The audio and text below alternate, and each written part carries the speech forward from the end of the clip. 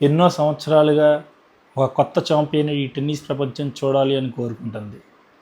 అది ఈ ఫ్రెంచ్ ఓపెన్లో సాధ్యమవుతుందా లేదా అనేది మా కమెంట్ సెక్షన్లో కమెంట్ చేయండి. Hello friends, welcome back to our channel trendy ways vlogs. 2026 French ఓపెన్లో మనం ఒక కొత్త ఛాంపియన్ చూస్తామని నేనైతే అనుకుంటున్నాను. ఎందుకంటే మన అల్కరాజ్ పులి ఇంజురీతో ఈ టోర్నమెంట్ ఆడతలేదు. అలానే old number 1 Jannik sinner, so తన అద్భుతమైన స్ట్రీక్ ఫిబ్రవరి నుంచి ఓటమి అనేది ఎరుగని ఒక యోధుల్లా ఆడుతున్న టెన్నిస్ని సో అతను ఈరోజు తన ఓటమితో ముగించాడు. సో మేబీ థర్డ్ సెట్ అయితే లిటరల్గా 5-1 అప్. సో అలాంటి మ్యాచ్ని కూడా తను ఓడిపోవడం అనేది మేబీ అతనికి కొంచెం హెల్త్ అనేది ఆ సన్ స్ట్రోక్ ఏమన్నా అయ్యిందేమో. సో మేబీ దానివల్ల అతను ఓడిపోవడం అయితే జరిగింది. సో అర్జెంటీనా ప్లేయర్తో. అందుకని ఈసారి సో నా హాట్ ఫేవరెట్స్ అయితే Sasha Zverev and Casper Ruud.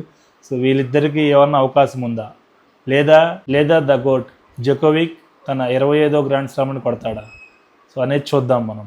So మీరేమనుకుంటున్నారు? మీ హాట్ ఫేవరెట్ ఎవరు?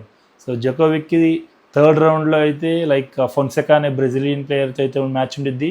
సో అది మేబీ టఫ్ అయిద్దేమో నేనైతే అనుకుంటున్నాను. సో ఈసారి సో సాషాక్ కానీ లేదా Casper Ruud or Tsitsipas, so it's anyone's game. ఎందుకంటే నెంబర్ 1 నెంబర్ 2 లేకపోవడం వల్ల నాకు తెలిసి అందరూ చాలా రిలాక్స్ అయిపోతారు. ఇప్పుడు రిలాక్స్గా ఆడతారు. లేదంటే వాళ్ళిద్దరూ మ్యాక్సిమం ఫైనల్ ఆర్ సెమీఫైనల్స్లో మ్యాచ్లు పడతాయి వాళ్ళకి, అండ్ 99% అయితే మ్యాచ్లు ఓడిపోతున్నారు.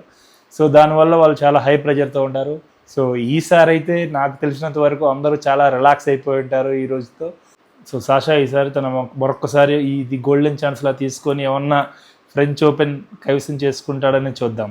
లేదా కాస్పరస్ రూడ్ 2 సార్లు ఆల్రెడీ ఫైనలిస్ట్ ఈ ఫ్రెంచ్ ఓపెన్లో, అతనికి ఏమన్నా ఛాన్స్ ఉండిద్దా, లేదా వీళ్ళందరినీ తీసేసి ఎవరన్నా ఒక కొత్త ప్లేయర్ ఛాంపియన్గా అవుతాడా అనేది మనం చూద్దాం.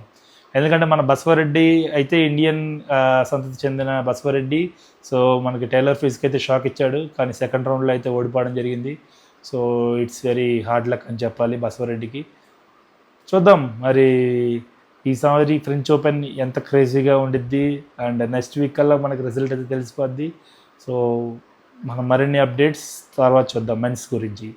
అండ్ ఉమెన్స్లో చూసుకున్నట్లయితే సో నెంబర్ 1 సెబ్లెంకా, సో తను అలానే బాగా ఆడతా సో నెక్స్ట్ రౌండ్స్కి అయితే వెళ్తుంది. కానీ ఆమె కొంచెం స్లైట్ ఇంజురీ ఉంది అని చెప్పి అయితే అంటున్నారు. అలానే queen of clay Iga Swiatek అయితే తను కూడా వరుస రౌండ్లో ఉంది. అండ్ అలానే డిఫెండింగ్ ఛాంపియన్ కోకో గౌఫ్, అలానే తను కూడా నెక్స్ట్ రౌండ్స్కి అయితే వెళ్ళడం జరిగింది.